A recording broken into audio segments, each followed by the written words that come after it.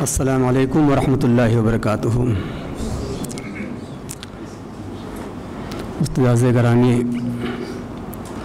مولانا محمد رفیع قاسمی صاحب،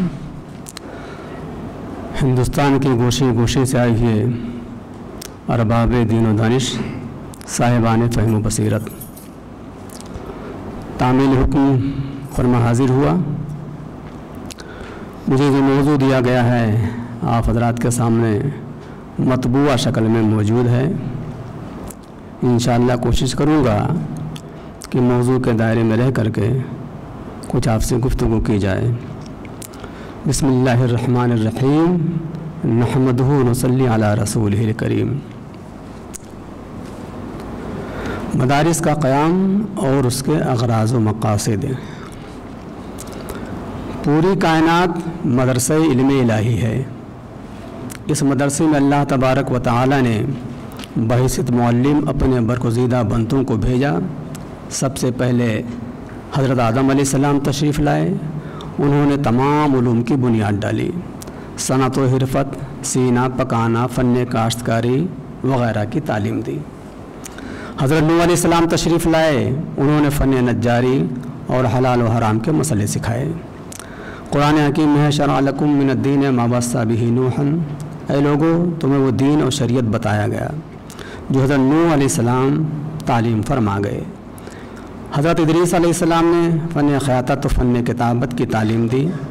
اول نسل انسانی میں اللہ تعالیٰ نے انہیں کو لکھنا پھر اسے پڑھنا سکھایا۔ قرآن کریم میں ہے وَاذْكُرْ فِي الْكِتَابِ إِدْرِيسَ إِنَّهُ كَانَ صِدِّيقًا نَبِيًّا۔ اس آیت کے ضمن مفسرین کرام نے لکھا ہے کہ سب سے پہلے جس شخص نے قلم سے لکھا وہ آپ ہی ہیں۔ کپڑوں کے سینے اور سلے کپڑوں کے پہننے کی ابتدا بھی آپ ہی سے ہوئی۔ علم نجوم اور حساب میں نظر فرمانے والے بھی آپ ہی ہیں۔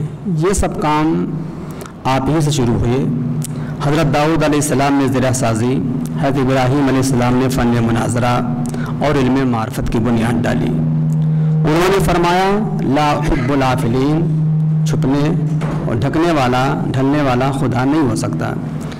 حضرت سلیمان علیہ السلام نے جہاں بانی کے طور طریق سے اس عالم کو روشناس کرایا۔ نبی آخر الزمان صلی اللہ علیہ وسلم نے فن تجارت کو فروغ دینے کے علاوہ کتاب و حکمت کی تعلیم دی اور تزکیہ نفس کا بھی اہم فریضہ انجام دیا۔ ارشاد باری تعالی ہے یتلو علیہم آیاتہ وزکیہم ویعلمہم الکتاب والحکمہ۔ اس تعلیم نبوت کا پورا نصاب قرآن حکیم پر منحصر تھا، جو قدوس کی آخری کتاب ہے۔ جب باضابطہ اس نصاب کا آغاز مسجد نبی سے مدرسہ صفہ سے ہوا تو وہاں سے صحابہ کرام کی ایک بڑی تعداد نے اپنے آپ کو زیور علم و ادب سے آراستہ کیا۔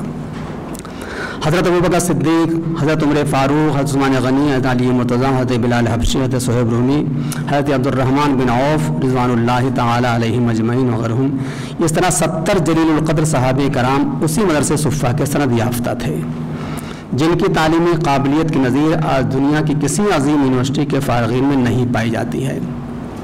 مدرسہ یونیورسٹیاں تو بہت ہیں، بہت بڑی بڑی ہیں اور تمام سہولیات سے آراستہ بھی ہیں۔ نصاب تعلیم اور دستور حیات کی شکل میں قرآن مقدس بھی موجود ہے، مگر افسوس آج ویسا معلم نہیں جس طرح معلم کائنات تھے صلی اللہ علیہ وسلم۔ جس اخلاص کے ساتھ نبی آخر الزمان نے صحابہ کرام کو زیور علم سے آراستہ کیا، اس کی صحابہ کرام میں مذہبی بیداری بھی پیدا ہو گئی تھی، کیونکہ وہ مدرسہ صفہ کے علاوہ ہم آدم آپس میں دین کو سمجھنے کی جد و جہد میں لگے رہتے تھے۔ اس طرح یہ سلسلہ صدیوں چلتا رہا۔ عمومی دور حکومت میں درس و تدریس کا سلسلہ تو شروع ضرور ہو گیا تھا، مگر اس کے لیے الگ سے کوئی عمارت مخصوص نہ تھی۔ ان دینی کاموں کے لیے مساجد کا صحن استعمال کیا جاتا تھا۔ اسلام کا ابتدائی دور ہونے کی وجہ سے دینی امور کی آگاہی حاصل کرنا اور ہر ایک کی زندگی کا لازمی جز بن چکا تھا۔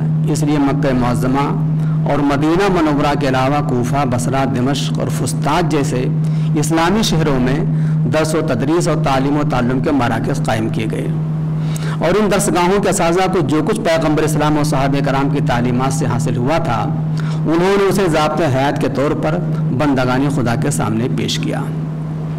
قرآن و حدیث کے تفہیم کے لیے عربی زبان و ادب کے قواعد و ضوابط مرتب ہوئے۔ حضرات تابعین اور اس کے بعد کے ادوار میں اس سلسلے نے اس قدر فروغ حاصل کیا کہ دینی علوم کی تعلیم کے لیے باضابطہ جداگانہ مدارس قائم کیے گئے۔ بنو امیہ کے دور تک درس و تدریس کا سلسلہ اس وقت تک دینی مدارس میں رائج نہ تھا، بلکہ موضوع کے تعلق سے تازہ تقریر کرتے اور طلبہ انہیں قلم بند کر لیا کرتے تھے۔ عباسی دور حکومت میں بھی یہی سلسلہ کچھ سالوں تک جاری رہا، پھر بعد میں کتابوں کی تدریس کا سلسلہ شروع ہوا۔ تیسری صدی ہجری میں باضابطہ مدرسے کا آغاز ہوا۔ 245 ہجری میں جامع قزوین اور جامع اندلس کی بنیاد رکھی گئی، جس میں مسجد کی تعمیر کے ساتھ ساتھ طلباء کی رہائش کے حجروں کی بھی تعمیر کی گئی۔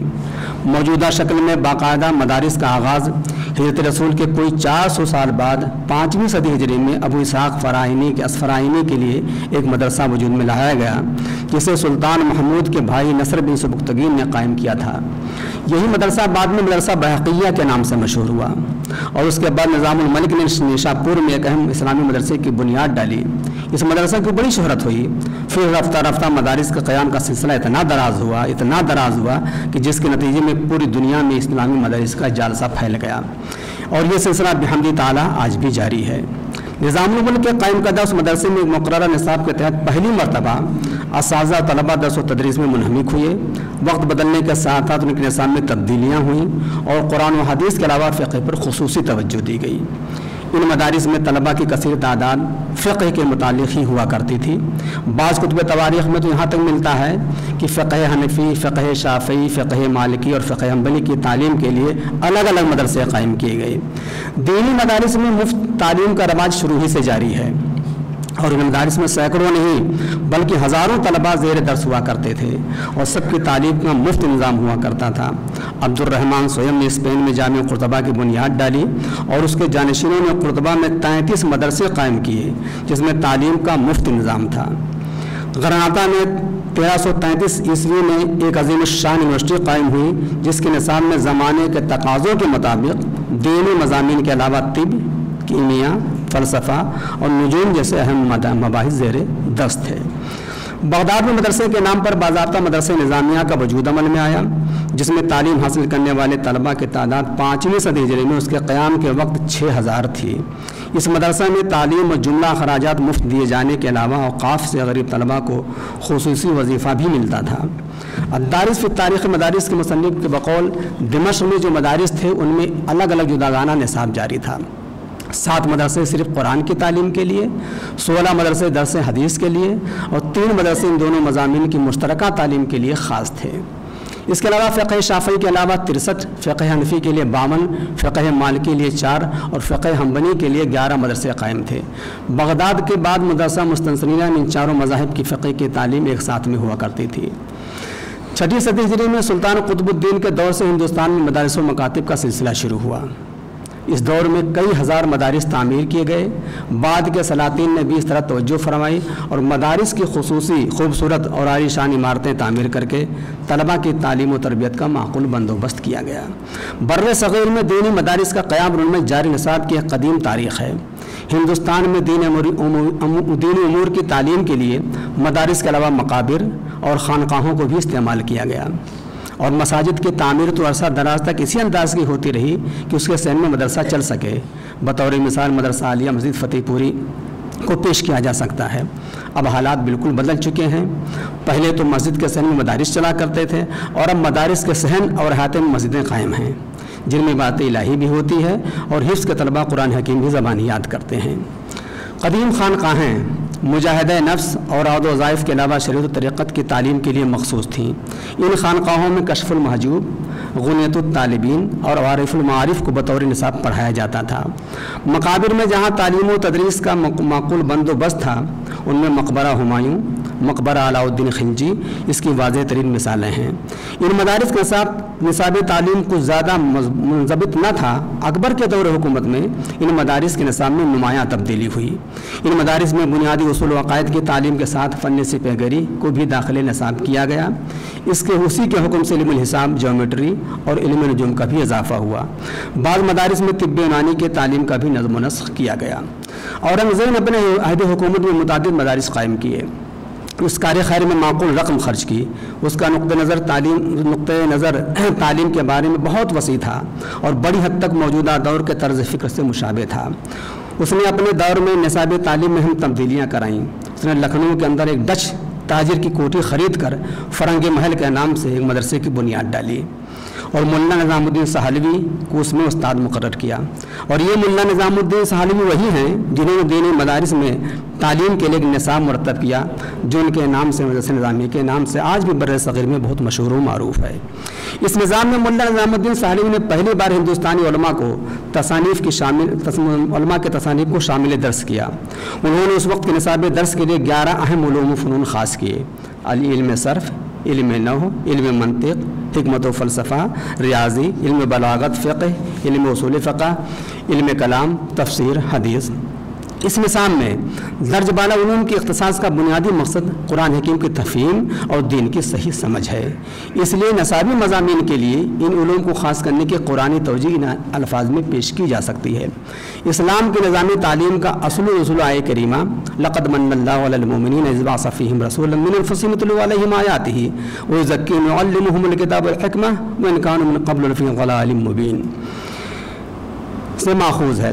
بذریعہ تلاوت آیات قرآن کی بعثت کے صرف 3 مقاصد بظاہر معلوم ہوتے ہیں: اول دعوت اللہ، دوم تزکیہ نفس، سوم تعلیم کتاب و حکمت.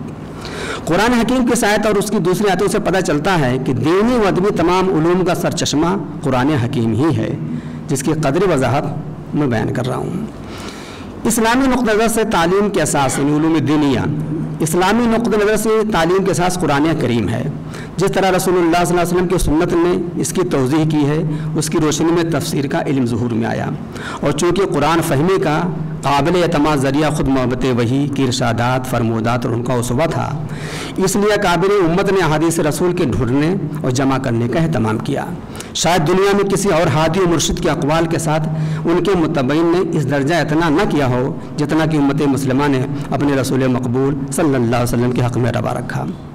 نزول قرآن کا بڑا مقصد بچوں کے لیے ایک ضابطۂ حیات کی فراہمی تھا جس پر عمل پیرا ہو کر وہ اپنی دنیا و آخرت کو کامیاب بنا سکیں.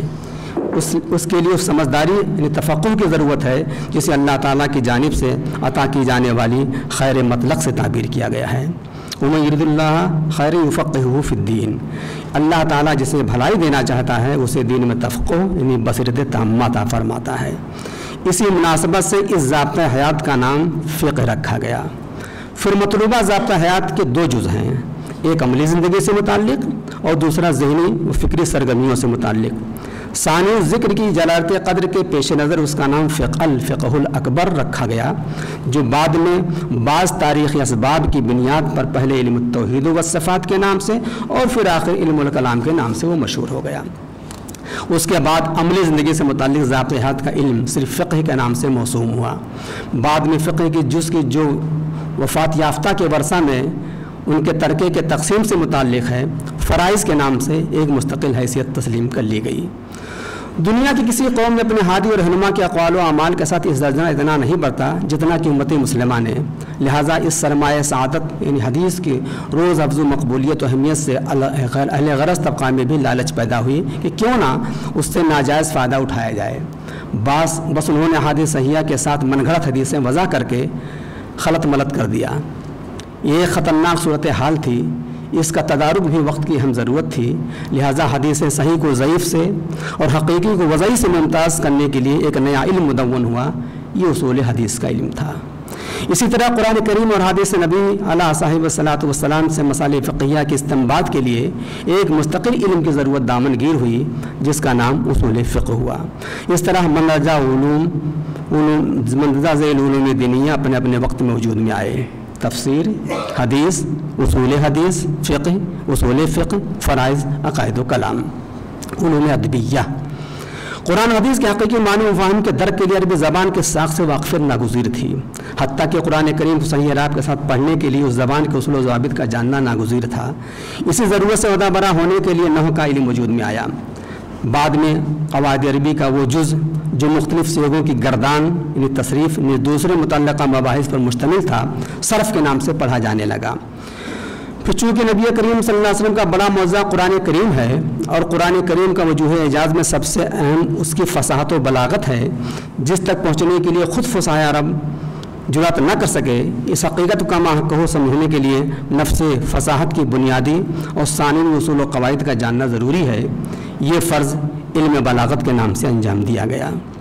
زبان کی کماحقہ واقفیت حاصل کرنے کے لیے عربوں کے ادبی سرمایہ کا مطالعہ ناگزیر تھا، چنانچہ حسب تصریح حضرت عمر رضی اللہ تعالیٰ عنہ الشعر و دیوان العرب، اسی لیے عربی نظم و نثر کی تعلیم عربی دانی کی شرط اولین قرار پائی، اور عربوں کے شعر گوئی کے مخصوص اوزان و بحور تھے، ان کی علم کا نام عروض رکھا گیا۔ اس طرح مندرجہ ذیل علوم ادبیہ کے اجزاء کی حیثیت سے اپنے اپنے وقت میں ظہور پذیر ہوئے، نثر عربی، نظم عربی، صرف، نحو، بلاغت اور عروض۔ علوم داخلیہ یا علوم حکمیہ، اسلامی تعلیم چونکہ جو کتاب و سنت اور قرآن و حکمت کی تعلیم سے شروع ہوتی تھی، بتدریج ترقی کرتے کرتے مذکورۃ الصدر علوم دینیہ و ادبیہ کے مختلف شعبوں سمیت مدارس کے سامنے درس و تدریس کا موضوع بن گئی۔ مگر کچھ اہم اور بھی علوم تھے جو اندر ہی اندر اپنے شائقین پردہ کرتے رہے، ان کا مجموعی نام فلسفہ تھا، جو بعد میں حکمت، علوم عقلیہ، علوم حکمیہ، معقولات وغیرہ کے نام سے موسوم ہوا۔ چونکہ ان کا بیشتر حصہ اسلامی تعلیمات کے ساتھ دست و گریباں تھا، اس لیے ذمہ داران امت نے شروع ہی سے اس فن پر قدغن لگائی تھی، مگر بمصداق الانسان حریص علی ما منع، یہ خفیہ طور پر اپنے طلاب و شائقین میں فروغ پاتا رہا۔ اس کی تفصیل سے پیشتر خود اس فلسفہ کے اسلامی فکر میں متعارف ہونے کی جمالی کیفیت سے واقف ہونا مستحسن ہوگا۔ اسلام کے پیش کردہ نظام اقدار میں حکمت کو خیر کثیر یا خیر اعلیٰ کا مقام حاصل ہے، چنانچہ قرآن کریم کا ارشاد ہے وَمَن یُؤْتَ الْحِکْمَةَ فَقَدْ أُوتِیَ خَیْرًا کثیرًا۔ خود رسول اکرم کا تعارف قرآن کریم معلم کتاب و حکمت کے عنوان سے کراتا ہے، اور اس معلم کتاب و حکمت نے حکمت کو مرد مومن کی متاع گمگشتہ قرار دیا اور اسے مامور کیا کہ جہاں بھی پائے اسے لے لے۔ اس تعلیم نے پیروان اسلام میں حصول علم حکمت کے لیے ایک بے پایہ تشنگی پیدا کر دی کہ جو کسی طرح بجھنا ہی نہیں جانتی تھی، انہیں صرف حکمت چاہیے تھی، خواہ وہ نام ہی کی کیوں نہ ہو، اور یونانی فلسفہ تو اپنے نام کے لحاظ سے ہی حکمت تھا۔ اس لیے جو ہی اہل اسلام میں سے منچلے جوائے علم حکمت کا سابقہ ان لوگوں سے پڑھا جن کے اسلاف اس مضمومہ حکمت یونان سے دانائے راز تھے، تو انہوں نے ان سے استفادہ کرنے میں دیر نہیں کی۔ پھر جب یہ فلسفہ اسلامی فکر میں داخل ہو گیا تو اس کے رد و قبول کے باب میں اکابر امت کے دو گروہ ہو گئے۔ ایک گروہ نے اسے اسلام کی بنیادی تعلیمات کے ساتھ دست و گریباں پایا اور اس لیے اس دین متین کا ہر پنجہ شکن سمجھا۔ اس موقف کی پیشوا اول سیدنا عمر فاروق رضی اللہ تعالیٰ عنہ تھے۔ بعد میں یہ موقف متکلمین نے اپنایا اور اپنی تمام تر توجہ اس فلسفے کے رد و ابطال پر مرکوز کر دی۔ مگر ایک دوسرا گروہ بھی تھا جو اس کی دلکشی اور معقولیت پسندی سے متاثر ہو کر اس کا گریویدہ ہو گیا اور ہر طرح اس کے تحصیل میں لگ گیا۔ اس کی تفصیل راقم سطور کی کتاب دینی مدارس اور عہد حاضر کے تقاضے میں دیکھی جا سکتی ہے۔ ہندوستان میں انگریزوں کے قدم جمانے سے پہلے مغل دور تک دینی مدارس کے فارغ و تحصیل علماء حکومت کے اعلیٰ عہدوں پر فائز ہو کر ملک کی خدمت انجام دیتے تھے۔ ان عہدوں میں صدر الصدور، قاضی، مفتی، انسپکٹر مدارس اور سر رشتہ دار وغیرہ شامل تھے۔ ہندوستان میں قدم جماتے انگریزوں نے دینی مدارس سے بے توجہی برتی اور انگریزی زبان اور دوسرے زبانوں کی تعلیم پر خصوصی توجہ دی۔ انگریز دشمنی کے باعث مدرسوں کے اندر انگریزی زبان کی تعلیم کو خلاف شرع سمجھا گیا، جس کا نتیجہ یہ ہوا کہ دینی مدارس کے فارغ التحصیل علماء ان عہدوں اور مناصب سے کوسوں دور ہو گئے۔ اس دور میں زبان کی تعلیم تو کافی زور دیا گیا، مگر دینی تعلیم روز افزوں انحطاط اور تنزلی کا شکار ہوتی رہی۔ دینی مدارس کی تعداد میں کافی حد تک کمی آ گئی اور برسوں یہی صورتحال رہی۔ 1913 میں جب مچھلی بازار والی مسجد کا بازو گرایا گیا، اس سلسلے میں احتجاج کرنے کے لیے جب مسلمان جمع ہوئے تو پولیس کی گولیوں نے انہیں بھون دیا۔ تقریباً 300 مسلمان اس میں شہید ہوئے۔ اس حادثے کا اثر تو ہندوستان میں ہوا ہی، برطانیہ میں بھی کڑے لفظوں میں اس حادثے پر حکومت کی نکتہ چینی کی گئی۔ آل انڈیا مسلم کانفرنس کے سیکرٹری نواب وقار الملک نے جب اس سلسلے میں گورنر اتر پردیش سے ملاقات کی تو گورنر نے تیز و تند گفتگو کے بعد مسلمانوں کے تعلیمی پسماندگی دور کرنے کے لیے 300 مسلمانوں کے شہیدوں کے خون بہا کے طور پر پہلے تو انسپکٹر آف اسکول کی جگہ کے قیام کا اعلان کیا اور پھر ان کی مدد کے لیے 5 ڈپٹی آپ انسپکٹر آف اسکول مقرر کیے گئے۔ اس عہدے کے قائم کرنے کے ساتھ ساتھ مدارس کی اصلاح کے نام سے کمیٹی بھی بنائی گئی۔ اس کمیٹی نے حکومت کی سرپرستی میں مدارس عربیہ کی تنظیم اور نگہداشت کے لیے ایک اسامی انسپکٹر آف مدارس عربیہ کے نام سے تجویز کی۔ اس طرح اس کی نگرانی میں امتحانات عربی فارسی کا سلسلہ شروع ہوا۔ اس نظام کے تحت فارسی میں 2 امتحان منشی اور کامل اور عربی میں 3 امتحان مولوی، عالم اور فاضل مقرر ہوئے۔ فاضل امتحانات کے 3 شعبے تھے: ادب، دینیات اور طب۔ 23 اکتوبر 1945 کو مولانا شبیر احمد خان غوری علی گڑھ نے جب وہ منصب سنبھالا تو انہوں نے نصاب کی نہ صرف تربیت جدید کی بلکہ اپنے ذوق کے مطابق فاضل کے امتحان میں معقولات کا اضافہ بھی کیا۔ ان کے زمانے میں عربی فارسی امتحانات کا معیار بہت بلند رہا۔ وہ مکمل طور پر ادارے سے مکمل طور پر 21 سال وابستہ رہے۔ آپ کی معلومات کے لیے اضافہ کر دوں میں کہ 2000 میں جب راج ناتھ سنگھ اتر پردیش کے وزیر اعلیٰ تھے تو انہوں نے اس نصاب کے ترتیب جدید کی ذمہ داری مجھے دی تھی اور میں نے پھر نصاب مرتب کیا، اور ہم نے عربی فارسی چونکہ بورڈ تھا لہٰذا عربی کے مدارس میں کے امتحانات میں عربی میں مولوی، عربی میں عالم، عربی میں کامل اور عربی میں فاضل، اور اس طرح ہم نے فارسی کے لیے منشی، پھر عالم، پھر کامل، پھر فاضل۔ فاضل میں ہم نے پہلے فارسی کا کوئی امتحان نہیں ہوا کرتا تھا، اب میں نے فاضل فارسی بھی کر دیا ہے، فاضل عربی بھی کر دیا ہے اور فاضل معقولات بھی کر دیا ہے، فاضل دینات بھی کر دیا ہے۔ البتہ طب کو میں نے خارج نصاب کر دیا ہے، اور وہی نصاب آج کل اتر پردیش نصاب بورڈ کے لیے رائج ہے۔ افسوس کی بات صرف یہ ہے کہ نصاب تو کوئی جانتا نہیں، کی کے ذریعے بچے پڑھتے بھی ہیں اور اسی ذریعے سے نقل کر کے امتحانات پاس کرتے بھی ہیں، جس کا خاطر خواہ فائدہ نظر نہیں آ رہا ہے۔ یہ افسوس کی بات ہے۔ اس کا نصاب تعلیم کا بہت بڑا مقصد اس کا اخلاق و کردار سے مربوط ہونا ہے۔ افسوس آج کل یہ چیز مفقود نظر آتی ہے۔ اس کی وجہ یہ ہے کہ تصوف جس میں اخلاق و کردار کی تعلیمات کا بیشتر حصہ شامل ہے، یہ پہلے نصاب درس کا حصہ ہوا کرتا تھا۔ کشف المحجوب، عوارف المعارف، غنیت الطالبین اور مشائخ کرام کی ملفوظات و مکتوبات کا باضابطہ درس دیا جاتا تھا، اور خانقاہ میں صوفیہ کرام جو کچھ پڑھاتے تھے اس کا باضابطہ عملی تجربہ بھی کرایا جاتا تھا، جس کی وجہ سے تہذیب و شرافت اور اقدار میں اس دور کے طلبہ اپنی مثال آپ ہوا کرتے تھے۔ مگر مولانا نظام الدین سہلوی نے حضرت اورنگزیب عالمگیر کے زمانے میں جب نصاب درس مرتب کیا تو نصاب سے تصوف کو خارج کر دیا، اور وجہ یہ بتائی کہ موجودہ خانقاہوں میں اس کا نظم و نسق نہیں، اس لیے اس بحث کو نصاب درس سے خارج کیا جا رہا ہے۔ دائرۃ المعارف اسلامیہ لاہور کے مصنف لکھتے ہیں کہ اس نصاب سے پہلی بار تصوف سلوک سے خارج کیا گیا، جس کی وجہ غالباً یہ تھی کہ مولانا نظام الدین کے رائے میں اس وقت تک ان کتابوں کا مطالعہ مفید نہیں ہو سکتا جب تک مرشد کامل کی رہنمائی میسر نہ ہو۔ یہ ایسا اقدام تھا جس کے باعث تصوف سلوک سے بود بڑھتا گیا۔ نصاب درس سے تصوف کے خارج ہوتے ہی اخلاقیات کا حصہ بھی اساتذہ و طلباء کی نگاہوں سے اوجھل ہو گیا۔ 2000 میں حکومت اتر پردیش کے ذریعہ جب درجات عالیہ کے نصاب کی تجدید کی ذمہ داری میرے کندھوں پر آئی تو موقع سے فائدہ اٹھاتے ہوئے میں نے مضامین تصوف کو نصاب کا جزو الانفق بنا دیا۔ کامل اور فاضل کے امتحان میں مطالعہ تصوف کے نام سے باضابطہ ایک پرچہ 100 نمبر کا رکھا گیا، جس میں اخلاقیات مباحث شامل درس کیے گئے، کیونکہ اخلاقی تعلیم کی اہمیت کسی نہ کسی انداز میں ہر دور میں مسلم رہی ہے۔ امام غزالی نے حیل میں لکھا ہے کہ انسان خلق اور خلق دونوں سے مرکب ہے۔ خلق کا تعلق ظاہر سے ہے، خلق کا تعلق باطن سے ہے۔ جس طرح ظاہری اعضاء سے کہ حسین اور موضوع ہونے سے آدمی خوبصورت کہلاتا ہے، یہ اندرونی اور باطنی خوبیوں سے مرصع ہونے کے بعد انسان خوش خلق ہو جاتا ہے۔ قرآن حکیم کی اخلاقی تعلیمات اظہر من الشمس ہیں، مگر افسوس کہ قرآن کریم جو کتاب ہدایت ہے ہم نے اسے صرف کتاب تلاوت بنا کر رکھ دیا ہے، جبکہ ہر مومن بطور خاص وہ لوگ جو درس و تدریس اور دعوت و تبلیغ سے جڑے ہوئے ہیں انہیں تو اخلاقی تعلیمات کا پیکر ہونا چاہیے۔ جس طرح معلم کائنات اخلاقیات کے عملی پیکر تھے، فرمان رسول کے مطابق اللہ تعالیٰ نے ہمارے نبی کو درج ذیل اخلاقیات کا حکم دیا تھا۔ نمبر 1، ظاہر و باطن میں اخلاق کو اپنا شعار بناؤں۔ آج ہم اس کے نبی کے وارث ہیں تو ہمارا بھی انداز کچھ اسی طرح ہونا چاہیے جیسا کہ نبی کریم صلی اللہ علیہ وسلم کا معمول تھا۔ ظاہر و باطن کو کہ اخلاق کو اپنا شعار بناؤں۔ نمبر 2، خوشی اور ناراضگی ہر حال میں عدل قائم کروں۔ نمبر 3، خوشحالی اور تنگ دستی ہر حال میں میانہ روی اختیار کروں۔ نمبر 4 جو مجھ پر ظلم کرے اس کو معاف کروں۔ نمبر 5 جو قطع تعلق کرے اس سے صلہ رحمی کروں۔ نمبر 6 اس کو دوں جو مجھے محروم رکھے۔ نمبر 7 میری زبان گویا ہو تو ذکر الہی کروں۔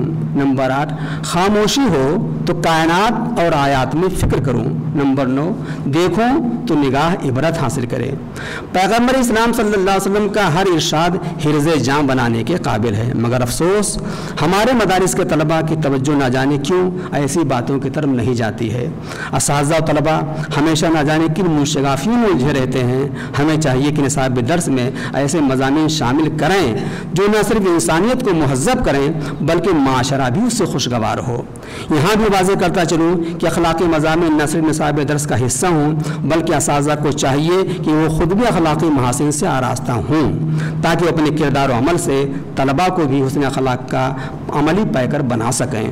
طلباء کو بنانے اور سنوارنے میں استاد کی اہمیت کا اس سے اندازہ لگایا جا سکتا ہے کہ سکندر سے کسی نے پوچھا کہ استاد کو باپ پر کیوں ترجیح دی جاتی ہے تو اس نے جواب دیا کہ باپ مجھے زمین سے آسمان پر لایا اور استاد مجھے زمین سے آسمان پر لے گیا، یعنی خدا کی پہچان کرائی اور ترقی کی راہیں ہموار کی۔ باپ مجھے آسمان سے زمین پر لایا اور استاد مجھے زمین سے آسمان پر لے گیا، یعنی خدا کی پہچان کرائی اور ترقی کی راہیں ہموار کی۔ بلا شبہ اساتذہ چراغ کی مانند ہوتے ہیں جن کی روشنی انجمنیں تشکیل پذیر ہوتی ہیں۔ اساتذہ کو بھی چاہیے کہ وہ اپنے علم میں روزانہ ایک نئی بات کا اضافہ کریں۔ اس طرح 360 دنوں میں 360 نئی باتوں کے مالک بن جائیں گے۔ یہ واضح رہے کہ استاد کی حیثیت ایک رہنما کیسی ہوتی ہے اور بغیر رہنمائی کے تعلیم کبھی مکمل نہیں ہو سکتی۔ اسی رہنمائی کو بروئے کار لاتے ہوئے اساتذہ کو چاہیے کہ طلباء کی تعلیم و تربیت اور ڈسپلن اور ان کی دلچسپیوں کا زیادہ خیال رکھیں، کیونکہ خام بنیاد پر عمارت نہیں کھڑی کی جا سکتی۔ استاد مزاج شناس ہو تو طلباء میں دلچسپی پیدا کرے اور ان کے رخ کو ایسے علم کی ضرورت کی طرف موڑ دے جو اس کے لیے بہتر انسان بننے میں ممد و معاون ثابت ہوں۔ یہ واقعہ یقیناً آپ حضرات کے ذہن میں ہوگا کہ ایک مرتبہ ہارون رشید بادشاہ نے اپنے لڑکے مامون کو علم و ادب سے آراستہ کرنے کے لیے حضرت امام اصمعی رحمۃ اللہ تعالیٰ علیہ کے سپرد کیا۔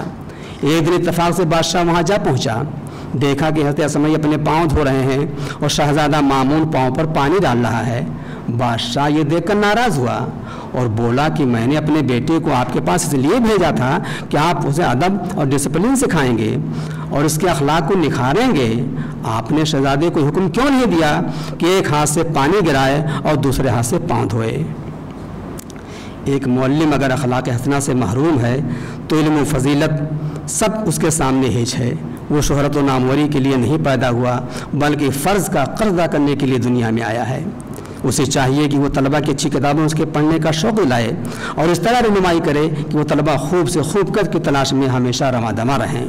درس دیتے وقت اساتذہ کے خیال میں یہ بات ہونی چاہیے کہ تعلیم کا مقصد دوسرے اخروی فوائد کے علاوہ دنیا سے ہر قسم کی غلامی و نابرابری کو مٹانا بھی ہے۔ مذہب، رنگ و نسل، ذات پات اور معاشی اختلافات ہندوستانی قوم کو تباہ کر رہے ہیں، ان کے خلاف جنگ کرنا اساتذہ و طلباء کا اہم مقصد ہونا چاہیے۔ دوسری قابل توجہ بات یہ ہے کہ ہمارے نصاب درس میں علوم اسلامیہ کے علاوہ نحو، صرف، منطق و فلسفہ اور دوسرے مضامین خود کوئی مقصد نہیں ہوتے، یہ تو مقصد حاصل کرنے کے ذرائع اور وسیلے ہیں۔ مقصد تو خود اچھی زندگی گزارنے کو ممکن بنانا ہے اور یہ اسی وقت ممکن ہو سکتا ہے جب اخلاقی تعلیم کو نصاب درس کا حصہ بنایا جائے اور اساتذہ طلباء کے لیے اخلاقی تعلیم کا سرچشمہ ثابت ہوں۔ موجودہ دور میں معاشرہ جس اخلاقی پسماندگی کا شکار ہے، ایسے ماحول میں معاشرے کی اصلاح کی اگر کچھ امید کی جا سکتی ہے تو وہ صرف نظام تعلیم، نصاب درس، تعلیمی اداروں اور اساتذہ سے ہی کی جا سکتی ہے۔ ان حالات میں اساتذہ کو مؤثر کردار نبھانا ہوگا، انہیں دوسرے ممبروں کے ساتھ ویسا ہی سلوک کرنا ہوگا جیسا وہ اپنے لیے دوسروں سے توقع رکھتے ہیں۔ موجودہ دور میں ایک بڑی خرابی مدارس میں یہ آ گئی ہے کہ طلباء و اساتذہ نے قرآن حدیث کی تعلیم مکمل کر لی، ضخیم تفاسیر کا مطالعہ بھی کر لیا، حدیث کی کئی اہم جلدیں میں شرحیں بھی نگاہوں کے سامنے گزر گئیں، مگر ان میں عمل کا جذبہ نہ ہونے کے باعث تعلیم کی افادیت ختم ہو گئی۔ پڑھنا اور اس پر عمل کرنا دونوں ضروری ہے۔ वरना सूरत हाल बिल्कुल वैसी ही होगी जिसकी तरफ इशारा किसी शायर ने इन लफ्ज़ों में किया है, ना मुहक़्क़िक़ बुअद न दानिशमंद, चार पाया बरो किताबें चंद। अगर अहम काबिर उलमा मशाइख कराम ज़िंदगियों का मुताला करें तो उनके यहाँ अमल का पहलू हमें काफ़ी नुमाया मिलता है।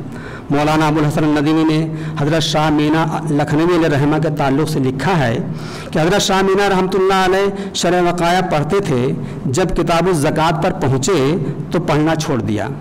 आस्वस्तान ने समझाया तो कहा कि इल्म का गरज अमल है, सोमो सलात मुझ पर फ़र्ज़ था इसलिए उसका इल्म ज़रूरी था, ज़कात मुझ पर फ़र्ज़ नहीं, जब कभी ज़कात फ़र्ज़ होगी तो उसके मसाइल भी सीख लूँगा, इस वक्त तक उसका पढ़ना वक्त को ज़ाय करना है। क्या यही हाल आज के उलमा फजला का है? अगर ऐसा नहीं तो उन्हें ये बावर कराने की ज़रूरत है कि इल्म के बगैर अमल उस जानवर के मानिंद है जिस पर किताबों का बोझ तो हो मगर उससे वो बेफैज़ हो। क्योंकि उस्ताद की हैसियत मुरब्बी की भी होती है, इसलिए किसी निसाब के पढ़ने का मकसद ये बिल्कुल नहीं होना चाहिए कि उसने कितना याद कर लिया, बल्कि उसके पढ़ने का मतमे नज़र ये होना चाहिए कि उसके शागिर्दों में इल्म को बरूए कार लाने की कितनी इस्तिताअत और कितनी सलाहियत पैदा हुई। क्या वो अच्छी बात परख लेता है? क्या वो मामले में अच्छा है? क्या उसे अपनी सेहत का ख्याल है? क्या वो तकलीफ को खंदा पेशानी के साथ बर्दाश्त कर सकता है? क्या वो इताअतमंद और सालेह है? क्या उसमें छोटे बड़ों की तमीज़ है? क्या वो अखलाक़ी तालीमात जिसने हासिल की है उस पर अमल पैरा है? क्या अपने फ़राइज़ जिम्मेदारियों को खुश असलूबी के साथ अदा करता है? वो फ़र्ज़ के अदा करने में कोताही तो नहीं करता, जुर्म और गुनाह की तरफ राग़िब तो नहीं है? इसमें कोई शक नहीं कि अखलाक़ी तालीम और तरबियत का ज़रिया उस्ताद अपने शागिर्द को एक इनक़लाबी शख्सियत का हामिल बना सकता है। अगर 10 ज़ैल सफ़ात किसी की ज़िंदगी में रच बस जाएँ तो उसका वाज़ेह मतलब यह है कि उसकी तालीम और तरबियत सही ढंग से हुई है। अब वो सिफ़ात क्या हैं जो एक तालिब इल्म के अंदर पानी चाहिए? वो ये है, इल्म के साथ अमल की भी कुदरत हो। नंबर 2, बसारत के साथ बसीरत भी काम करती हो। नंबर 3, दूर अंदेशी का जौहर भी कार फरमा हो। नंबर 4, नेक और पाकीज़ा आदतें भी जुज़्वे ज़िंदगी बन चुकी हों। नंबर 5, अखलाक़ व किरदार में इस्तेहकाम और क़ुव्वत हो। नंबर 6, खुशी और गम में बेकाबू ना हो जाता हो। नंबर 7, अमानत और एतमाद बे नफ्स का हौसला भी हो। नंबर 8, सेहत की फ़िक्र हो, हठ धर्म ना हो, माकूल बात मान लेने की आदत हो। नंबर 9, ज़मीर के रहनुमाई में चलने के सकत और हौसला हो। इस मौके से ये बात बड़े एतमाद के साथ कही जा सकती है, किसी तालिब इल्म में महासिन और खूबियाँ सिर्फ़ और सिर्फ अखलाक़ी तालीम ही के सिले में रूनुमा हो सकती हैं, ख्वाह रवायती तालीम हो जो मदारिस में राइज है या अखलाक़ी तालीम हो जो मॉरल स्टडीज़ के नाम से असरी जामियात में पढ़ाई जाती हैं। एक मुदर्रिस का फ़र्ज़ बनता है कि अपने शागिर्द को अपनी मेहनत और काबिश से ऐसा इंसान कामिल बना दे जिसका बदन मजबूत हो, फ़िक्र मुस्तहकम हो, इरादा कवी हो, शख्सियत दिलावेज़ हो, वतन का दोस्त हो, काम का माहिर हो, ज़बान व कलम से कौम की खिदमत कर सकता हो, दूसरों के साथ इश्तराक व ताउन के साथ ज़िंदगी बसर कर सकता हो, अपनी आँखों से देखता हो और अपने कानों से सुनता हो। अगर हमने अपने तलबा की इस तरह तरबियत की तो वो कारगाह हयात में जहाँ कहीं भी रहेगा तो ना तो वो जादे हक़ से भटकेगा और ना सिराते मुस्तकीम से मुनहरिफ होगा, बल्कि इस्लामी तशक्कुत के साथ रहकर ख़ुद उसूल रसूल सल्लल्लाहु अलैहि वसल्लम के मुताबिक ज़िंदगी बसर करेगा और दूसरों को भी उसकी तलक़ीन करेगा। इस तर्ज़ अमल और इन फ़ज़लाए मदारिस की काविशों से समाज में जो सुधार पैदा होगा बिलाशुबहा वो मिसाली होगा। मुख्तसर ये कि एक पत्थर की भी तकदीर संवर सकती है, एक पत्थर की भी तकदीर समझ सकती है, शर्त यह है कि करीने से तराशा जाए। सूत्र बाला में हमने जो गुफ्तगू की है इसका ताल्लुक़ किस कदर बेइज़्ज़त नबी की जो 3 मकासद बताए गए थे उनमें दूसरे और तीसरे से मुताल्लिक़ था, मगर बेइज़्ज़त नबी का सबसे अहम मकसद जिसके लिए लाखों अंबिया तशरीफ़ लाए वो मकसद दावत इल्लाह का था। इस पहलू पर ना तो दीन मदारिस में तवज्जो दी जाती है और ना ही तबलीग के उसूल व ज़वाबित से मुताल्लिक़ किसी किताब को निसाब दर्स के तौर पर पढ़ाया ही जाता है। उम्मत मुताबात होने के नाते बिलाशुबा हम खैर उम्मत हैं और जब हम खैर उम्मत हैं तो हमारी ज़िम्मेदारी बनती है कि बंदगान खुदा को तअमुरून बिल मारूफ़ व तनहून अनिल मुनकर के तहत अच्छाई का हुक्म दें और बुराइयों से रोकें। दीन मदारिस की तालीम हासिल करने के बाद जिन उलमा फ़ज़ला ने एक वारिस नबी होने के नाते दावत दीन को अपनी ज़िंदगी का अहम मकसद बनाया, दर्स دراصل وہی لوگ صحیح معنوں میں بہترین امتی کہلانے کے مستحق ہیں۔ ہمارے مدارس کے فضلہ جو علوم شریعت سے بھرپور واقفیت رکھنے کے ساتھ ساتھ اظہار معافی ضمیر کی صلاحیت بھی رکھتے ہیں، انہیں اس ذمہ داری کا بطور حسن محسوس کرنی چاہیے، اور جس طرح قرآن کریم میں فرمایا گیا ادعو الی سبیل ربک بالحکمہ والموعظۃ الحسنہ وجادلہم باللتی ہی احسن، لوگوں کو اپنے رب کی طرف بلاؤ پکی تدبیر اور اچھی نصیحت سے، اور ان سے اس طریقے پر بحث کرو جو سب سے بہتر ہو۔ اس آیت کریمہ میں اللہ رب العزت نے تبلیغ کے اصول و ضوابط پر روشنی ڈالی ہے۔ ایک مبلغ کے لیے تبلیغ کرتے وقت کون سی زبان استعمال کرنی چاہیے، اس حکمت میں جس کا ذکر آیت کریمہ میں رب تعالیٰ نے فرمایا ہے بہت ساری باتیں پنہاں ہیں۔ دوسری بات جس کی طرف رب تعالیٰ نے اشارہ کیا ہے وہ نصیحت ہے، وہ بھی حسین اور پرکشش پیرائے بیان میں۔ پھر ہمیں یہ بات بھی بتایا گیا ہے کہ اگر ہم کسی سے مباحثہ کریں تو ہمیں شائستہ انداز میں گفتگو کرنا چاہیے، کوئی غصہ یا ناراضگی نہیں دکھانی چاہیے، بلکہ ان کے ساتھ خفگی یا دشمنی کا ذرہ بھر احساس دلائے بغیر اچھے الفاظ سے دلیل پیش کرنی چاہیے۔ بول چال کا اسلوب صرف دعوت و تبلیغ کے لیے نہیں بلکہ روزمرہ کی گفتگو میں بھی یہی ہونا چاہیے۔ کون سی بات کہاں کیسے کہی جاتی ہے، کون سی بات کہاں کیسے کہی جاتی ہے، یہ سلیقہ ہو تو ہر بات سنی جاتی ہے۔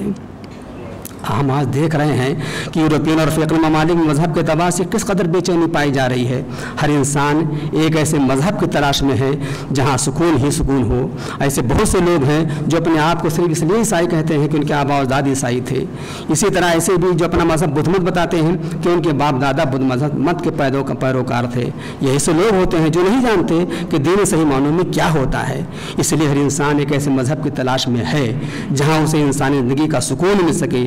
اسلام کے علاوہ دوسرے مذاہب کے لوگ جس طرح اپنے مذہب کی تبلیغ میں سرگرم عمل ہیں، ان کے 10واں حصہ بھی سرگرمی ہمارے یہاں نہیں ہے، جبکہ ہم سبھی جانتے ہیں کہ انسانیت کو ابدی سکون صرف اسلام ہی دے سکتا ہے، کیونکہ مذہب اسلام کا تمام تر انحصار مادیت پرستی پر نہیں بلکہ روحانیت پر ہے۔ جنہوں نے اسلام اس فلسفے کو سمجھا انہیں اسلام سے قریب آنے میں دیر نہیں لگی۔ دنیا بھی اچھے سچے مذہب کی متلاشی ہے، مگر افسوس ہم میں صلاحیت نہیں کہ ہم ان کے بیچ جا کر ان کی زبان میں ان کو دعوت دین کی دعوت دے سکیں۔ اور اس کی وجہ شاید یہ ہے کہ اکثر مدارس میں انتظامیہ کا بے علم و بے عمل ہونے کے علاوہ مدارس کے بنیادی مقاصد سے دور ہونا۔ دوسری وجہ دعوت و تبلیغ کے مرکزی مقصد کو نصاب تعلیم میں کوئی جگہ نہ دینا۔ تیسری وجہ سیرت و تاریخ اور تصوف پر کتابیں داخل نصاب نہ ہونا۔ چوتھی وجہ قرآن کریم کا بے استیعاب اور احادیث مبارکہ کا گہرا مطالعہ نہ ہونا۔ پانچویں وجہ مدارس کے نظام کار میں تربیت کا کوئی اہتمام نہ ہونا، جبکہ سیکھنے کا عمل آدھا تعلیم اور آدھا تربیت سے پورا ہوتا ہے۔ چھٹی وجہ اساتذہ مدارس میں دعوت فکر و کردار کا حامل نہ ہونا جو اپنے شاگردوں کے لیے نمونے عمل بن سکیں۔ ساتویں وجہ اخلاص للہیت، دینی حمیت و غیرت اور احساس مسئولیت کی کمی۔ آٹھویں وجہ مادی ضروریات اور خواہشات کا بڑھتا رجحان۔ اگر اتنی بات مسلم ہے تو یہ بات بھی ضروری ہے کہ آج کے تقاضے کے پیش نظر دعوت دین لوگوں تک پہنچانے کے لیے ہمیں کن باتوں پر دھیان دینا ضروری ہے۔ اس تعلق سے مبلغ اسلام جن کے متعلق ملتا ہے تقریباً 85,000 لوگوں کو انہوں نے اسلام کی دعوت دی اور انہیں مسلمان بنایا۔ مولانا عبدالعلیم میرٹھی رحمۃ اللہ علیہ فرماتے ہیں کہ دعوت اللہ کے داعی کے لیے پہلی ضروری بات یہ ہے کہ اسے اللہ تعالیٰ کی ذات میں غیر متزلزل یقین اور بھروسہ ہو، اور دوسری بات یہ ہے کہ اسے خود بھی اعمال صالحہ کرنے چاہیے، کیونکہ صرف زبانی الفاظ سے تبلیغ کی کوئی اہمیت نہیں۔ لہٰذا جس کام کی ہمیں تبلیغ کرنی ہے اس پر خود عمل بھی کریں۔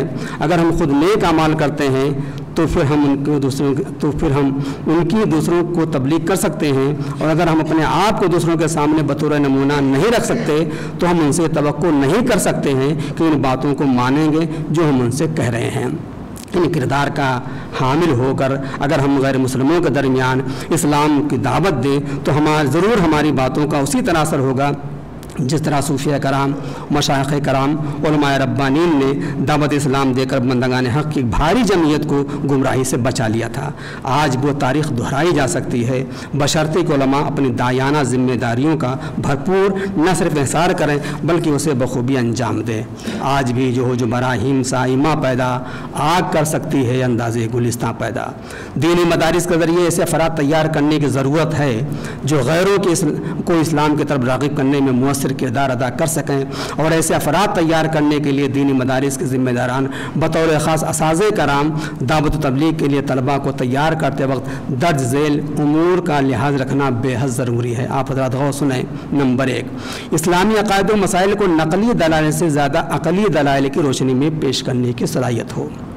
2، غیروں کی خامیاں معلوم کرنے کے لیے ادیان و مذاہب کا گہرا مطالعہ کیا جائے۔ نمبر 3، مخالفین کے عقائد یا معمولات بھونڈے انداز میں پیش کرنے کے بجائے سنجیدہ اور دلکش انداز میں پیش کیا جائے۔ نمبر 4، دینی دعوت کا کام کرنے والوں کو بحث مباحثہ کے مراحل سے بھی گزرنا پڑتا ہے، اس لیے دینی مدارس کے فضلاء کو آداب مباحثہ اور اصول مناظرہ کی معلومات فراہم کی جائے۔ نمبر 5، دینی دعوت کا کام کرنے والوں کو تحقیقی دلیلوں سے زیادہ الزامی دلیلیں کارگر ہوتی ہیں، لہذا اس پہلو سے بھی ان کی اچھی تربیت کرائی جائے۔ عہد حاضر میں کوئی ایسی شخصیت نظر نہیں آتی جسے دفاع اسلام کے لیے دنیا کفر لعنت کے سامنے کھڑا کر دیا جائے اور جسے متفقہ طور پر امت مسلمہ کا شیخ الاسلام مان لیا جائے۔ مدارس کی تعداد میں کمی نہیں، مگر نتیجہ حسرت و یاس کے علاوہ کچھ نہیں۔ اس لیے تو ڈاکٹر اقبال نے مدرسہ و خانقاہ کے تعلق سے اپنا کرب بیان کرتے ہوئے لکھا ہے، اٹھا میں مدرسہ و خانقاہ سے نمناک، نہ زندگی نہ محبت نہ معرفت نہ نگاہ۔ اور اس کرب و بے چینی کا اظہار مولانا الطاف حسن حالی نے بھی کیا ہے، اور بڑی حیرت سے نہ صرف اپنے آپ سے بلکہ پوری ملت سے، آپ حضرات سے بھی وہ سوال کرتے ہوئے نظر آتے ہیں، وہ علم و شریعت کے ماہر کدھر ہیں، وہ اخبار دین کے مبصر کدھر ہیں، اصولی کدھر ہیں، مناظر کدھر ہیں، محدث کدھر ہیں، مفسر کدھر ہیں، وہ مجلس جو کل سر بسر تھی چراغ اب کہیں ٹمٹماتا نہیں وہاں، مدارس و تعلیم دی کے کہاں ہیں، مراحل و علم و یقین کے کہاں ہیں، وہ ارکان شرع مبی کے کہاں ہیں، وہ وارث رسول امی کے کہاں ہیں، رہا کوئی امت کا ملجا نہ ماوا، نہ قاضی نہ صوفی نہ مفتی نہ ملا، یہی ٹھہرے اسلام کے رہنما اب، لقب ان کا ہے وارث انبیاء۔ دینی مدارس اور طلباء دین کی تعلیم حاصل کرنے کے بعد فارغ ہو کر نکلتے ہیں، ان کی حالت کس طرح ہوتی ہے، مولانا الطاف حسن حالی نے اس کا بھی رونا رویا ہے۔ وہ فرماتے ہیں، نہ سرکار میں کام پانے کے قابل۔ آج ہمارے جو فضلاء مدارس ہیں، جو نکلتے ہیں مدرسوں سے، ان کا حال کیا ہوتا ہے؟ وہ فرماتے ہیں کہ نہ سرکار میں کام پانے کے قابل، نہ دربار میں لب ہلانے کے قابل، نہ جنگل میں ریوڑ چلانے کے قابل، نہ بازار میں بوجھ اٹھانے کے قابل، اس لیے کہ فاضل ہو گئے ہیں، سر پہ ٹوپی ہے، بے شرمی ہے یہ سب۔ نہ بازار میں بوجھ اٹھانے کے قابل، نہ پڑھتے تو 100 طرح کھاتے کما کر، وہ کھوئے گئے اور تعلیم پا کر۔ جو پوچھو کہ حضرت نے جو کچھ پڑھا ہے، مراد آپ کی اس کے پڑھنے سے کیا ہے؟ مفاد اس میں دنیا کا یا دین کا ہے، نتیجہ کوئی یا کہ اس کے سوا ہے، تو مجذوب کی طرح سب کچھ کہیں گے، جواب اس کا لیکن نہ کچھ دے سکیں گے۔ حضرات، اس وقت مدارس کا حال یہ ہے جیسا کہ سطور بالا میں ذکر ہوا، اور دوسری طرف لادینیت اور سیکولر قوتوں کا قبضہ بڑھتا جا رہا ہے۔ اسلامی ممالک میں صہیونیت کی جڑیں مضبوط ہوتی جا رہی ہیں، اس لیے دینی مدارس کے ذمہ داران کو دینی مدارس کے قیام کے بنیادی مقاصد کی طرف بھرپور توجہ دینی ہوگی، اور اس کی افادیت کو بھرپور بروئے کار لانا ہوگا۔ دینی مدارس کے تدریسی، تحقیقی اور دعوتی سرگرمیوں میں تیزی لانی ہوگی، اور درس و تدریس کے زاویے کو اپنانا ہوگا، جس کے سبب آج دوسری قومیں علمی دنیا کی قیادت کر رہی ہیں۔ سوچنے اور برتنے کا انداز بدلنا ہوگا۔ فولاد کی تلوار کا زمانہ ختم ہو چکا ہے، فولاد کی تلوار کا زمانہ ختم ہو چکا ہے، اب قلم کے تلوار سے مار کے سر کیے جا رہے ہیں۔ پہلے کسی محدود رقبہ میں کفر و دلالت کے اشاعت کے لیے سالہ سال کی مدت درکار ہوتی تھی، مگر اب پریس کی بدولت نصیب چند گھنٹوں میں شقاوتوں کا ایک عالمگیر سیلاب امڑ سکتا ہے۔ لہٰذا ہمارے مدارس کے فضلاء کو اپنی سرگرمیوں کو بہتر طور پر انجام دینے کے لیے ہر طرح سے جد و جہد کرنی ہوگی، جب ہی ہم دینی مذہبی بے راہ روی پر قابو پا سکیں گے۔ دینی مدارس کا اساتذہ وہ ذمہ داران جو یہاں موجود ہیں اور جن کے کندھوں پر ملت کی فلاح و بقا کا انحصار ہے، ان سے میں صرف اتنا عرض کروں گا کہ تو انقلاب کی آمد کا انتظار نہ کر، تو انقلاب کی آمد کا انتظار نہ کر، جو ہو سکے تو خود انقلاب پیدا کر۔ آخر میں ہم اپنی سما خراشی ہی پر روکتے ہوئے اس شعر سے کے ذریعہ اگلی ملاقات تک کے لیے آپ سے رخصت کی اجازت چاہتے ہیں کہ حال گل دل احوال غم شرح تمنا عرض شوق، حال دل احوال غم شرح تمنا عرض شوق، بے خودی میں کہہ گئے افسانہ در افسانہ ہم۔ شکریہ، بہت بہت شکریہ۔